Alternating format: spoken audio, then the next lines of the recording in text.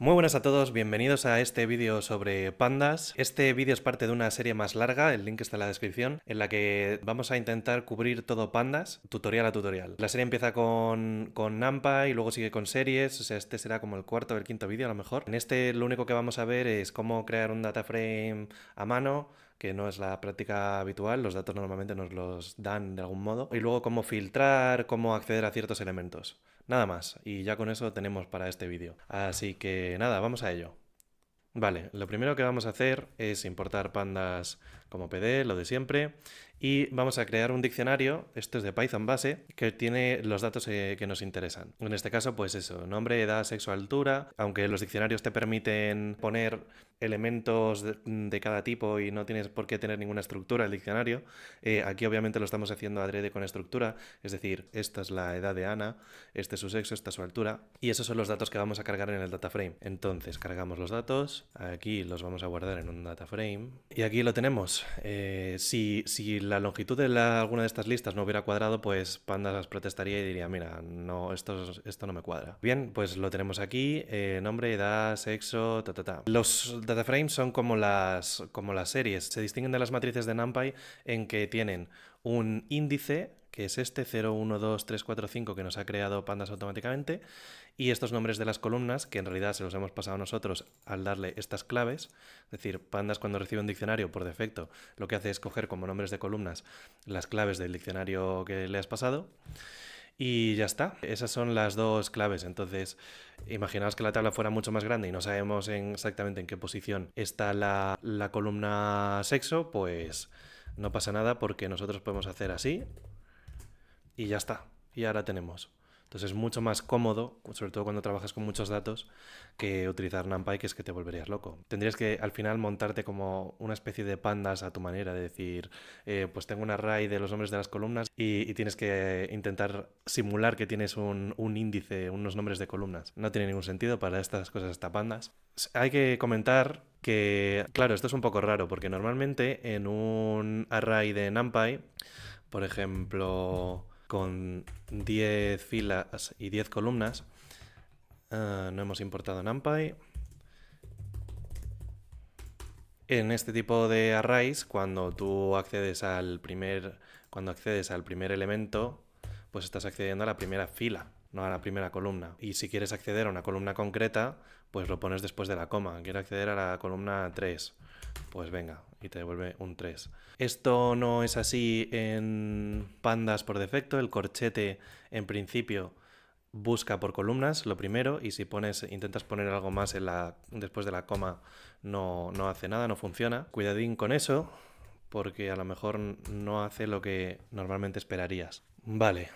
Y entonces, ¿cómo accedemos a los diferentes índices de los data frames? Pues eso, tienen un index, que en este caso es el que nos ha creado por defecto, entonces es uno que va de 0 a 6 sin incluir el 6 y va de 1 en 1, y tiene un punto columns, un atributo columns, que es pues eso, las claves de las columnas. Y ya está. Ahora bien, ya hemos visto que se puede acceder a una columna sin más que pasarlo así. Pero nosotros podríamos, igual que ocurre en NumPy, podemos pasarle una lista, por ejemplo, nombre y edad, y nos da pues un data frame filtradito con las dos columnas que le hemos pedido.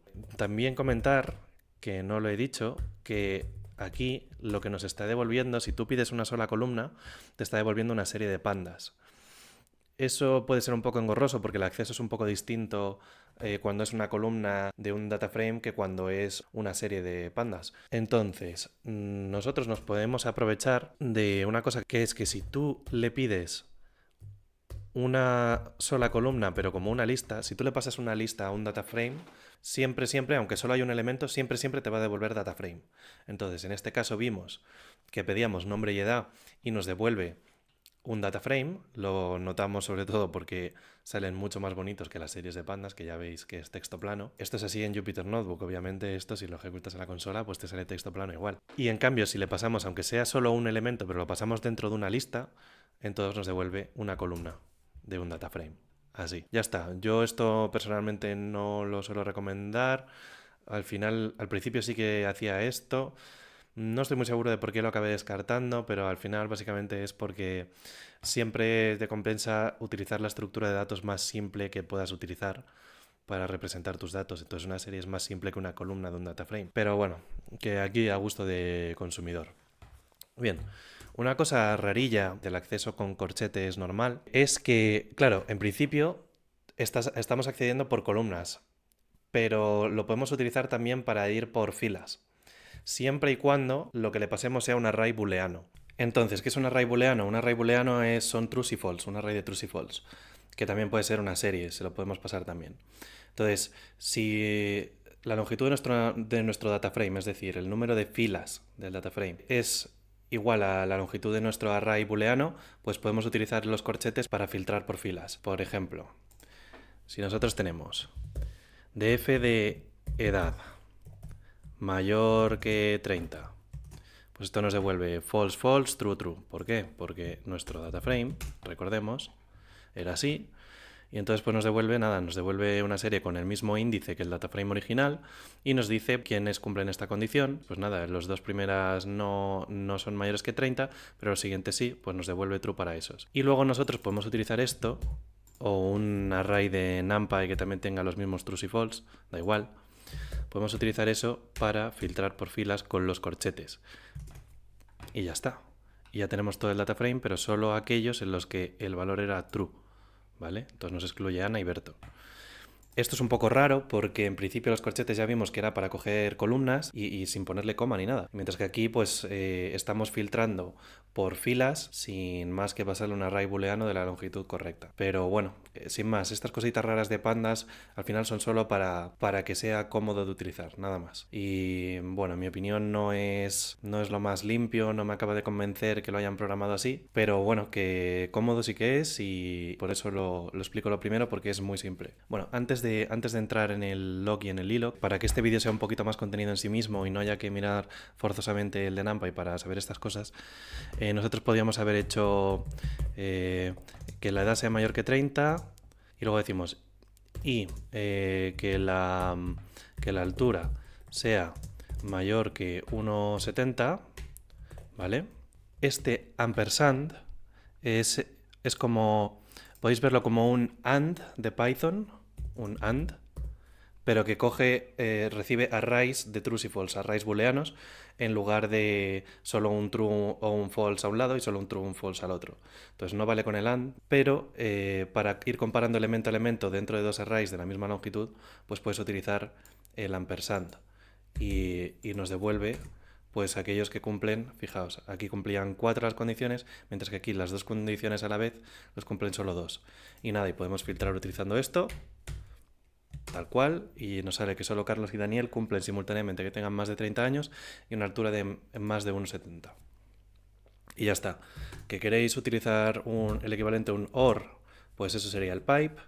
Y si queréis utilizar el equivalente al not, pues eso sería la virgulilla esta. Y punto pelota. Vale, ahora sí, hemos cubierto las máscaras booleanas. Con esto en principio podéis hacer de todo.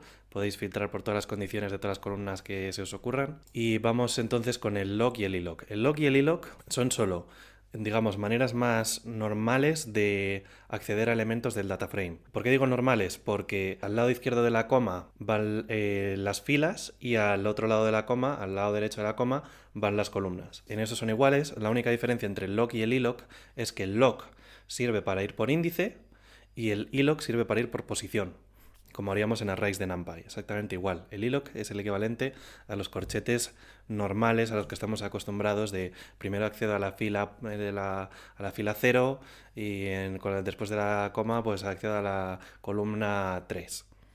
¿Vale? Entonces vamos a verlo. Vamos a construir un data frame un poquito más interesante. Mirad primero este método, el setIndex, lo que hace es devolvernos un data frame como el original, pero en el que el índice nuevo pasa a ser la columna que le hayamos indicado aquí. Entonces, esto es lo que nos devuelve, ¿veis? Nuestro data frame original era este, tenía unos índices que nos había generado pandas automáticamente, que era 0, 1, 2, 3, 4, 5. Y este método lo que nos devuelve no modifica el data frame original, lo que nos devuelve es uno en el que se pone como índice, pues en este caso, el nombre, que es una manera mucho más normal, digamos, de representar estos datos, ya que hacen referencia a todas las columnas a un individuo, pues el nombre del individuo o el ID del individuo, que sería lo más lógico, un ID único. Pero bueno, en este caso son los nombres son únicos, está todo genial. Vale, entonces esto lo vamos a guardar en un segundo data frame para poder utilizarlo y que se vea bien la diferencia entre el log y el ilog. Y pues podemos utilizar el log para ver qué pasa si, por ejemplo, queremos a Ana y queremos saber su altura. Pues sin más, clave de la fila aquí, Ana, y clave de la columna aquí, o sea, lo que sería normal, digamos. Y ahí lo tenemos, la altura de Ana es 1,55. Ya está. Se pueden hacer slicing exactamente igual, eso es curioso y más útil de lo que parece. En este ejemplo igual no os dais cuenta, pero vamos a ir desde Berto hasta Elisa. Claro, nosotros hemos dicho, creo que ya varias veces, que en principio a nosotros la gracia de los índices es que no sabemos exactamente en qué orden están las filas y entonces pues que nosotros queremos acceder a claves concretas. Pero esto no siempre es así, hay veces que las etiquetas, las claves, sí que están ordenadas. Por ejemplo, en el caso de fechas es el caso más obvio. Entonces si por ejemplo queremos si nuestro índice fueran fechas y queremos desde el 1 de enero hasta el 1 de marzo, pues no nos vamos a poner a contar cuántos elementos hay entre el 1 de enero y el 1 de marzo, porque cada mes tiene un número diferente de días, es un rollo. Nosotros lo que hacemos es utilizar el punto log y decir, pues dame desde la fecha tal, 2 puntos, fecha final. Y ya está. Y entonces es mucho más cómodo, siempre y cuando las fechas estén ordenadas, lógicamente. Si no, no tiene sentido hacer el slicing este. Y solo comentar que, curiosamente, en el log, el límite de la derecha se incluye. Es decir, aquí nos está devolviendo Elisa. Normalmente nos devolvería solo hasta Daniel. Diría, vale, venga, hasta Elisa quiere decir sin incluir Elisa. Pero no, en este caso, con el log, siempre incluye el límite a la derecha. Es por comodidad, le decimos desde el 1 de enero hasta el 1 de marzo, queremos el 1 de marzo, no escribimos al 2 de marzo para que nos devuelva hasta el 1 de marzo incluido. No hace falta hacer nada de eso. Y esto, ojo, porque funciona exactamente igual con data frames que tienen como clave enteros, funciona exactamente igual. Tú puedes poner aquí del 3 al 5 y te devuelve del 3 al 5, incluyendo el 5, ¿vale? Entonces, mucho ojito con eso, porque nunca va a ser lo mismo acceder por clave que acceder por posición, aunque los índices cuadren, no es lo mismo el log que el ilog. El ilog, que es a lo que voy ahora, permite, si nosotros tenemos nuestro data frame 2, es el que nos permite acceder por posición como haríamos normalmente en NumPy. Entonces, por ejemplo, en este data frame 2, que tiene los índices son todos strings, el índice de filas y las columnas son todos strings, pues le decimos, venga, dame desde el 1 hasta el 4 y me vas a dar también las columnas de la 1 hasta el final. Pues ya está, fijaos, 0, 1, 2, 3, 4, Elisa no nos lo está devolviendo esta vez, está haciendo lo que haría normalmente en NumPy, con la única diferencia de que nos devuelve un data frame, que es lo suyo. Nos devuelve un data frame que no pierdes la información ni del nombre, que es el índice, ni lo que significa cada variable. Porque tú, sabiendo que puedes acceder a los values, al array que tiene dentro, podrías decir, vale, pues si yo tengo aquí un array de NumPy, pues cojo y hago así y digo del 1 al 4, del 1 en adelante, exactamente el mismo filtro de antes, punto values, y ya está, y tengo exactamente los mismos datos estos, pero claro, pierdes la información del nombre y pierdes lo que significa cada columna. Y tú imagínate que tienes 80 columnas y que hay muchísimas numéricas, entonces ¿qué era cada cosa? Pues lo mismo de siempre, tendrías que tener otro array explicando lo que es cada cosa. Un jaleo. Lo suyo cuando estás trabajando con data frames no es irte a NumPy, es seguir en data frames, y entonces por eso utilizamos el ilog. En el caso medianamente extraño de que queramos acceder por posición, el log cuando queremos acceder por índice y para cosas un poquito complicadas, y los corchetes así en general, porque son los más cómodos porque hay que escribir .log, .ilog y nada más. A los log e ilog se le puede pasar también arrays booleanos, es decir, nosotros podemos decir df.ilog de f de edad mayor que 30. Esto va a filtrar por filas.